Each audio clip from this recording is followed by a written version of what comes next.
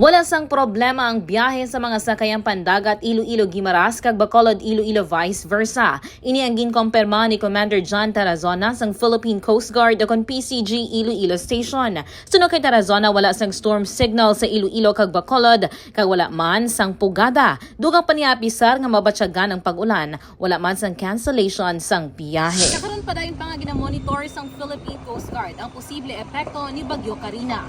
Inisi ka K5 Alex Escalante para sa kampyon nga balita, serbisyo publiko kag kalingawan sa Iloilo. K5 News FM. This news is brought to you by: do you feel tired all the time? Do you have frequent infections? Do you have always cold? It's a sign of low immune system. Boost your immune system with Clinica D3 Bio, antibacterial, natural antioxidant, immune system booster. Clinica D3 Bio has vitamin D3, lauric acid, and monolurine to fight against all viruses. Try Clinica Vitamin D3 with Coccus nocifera.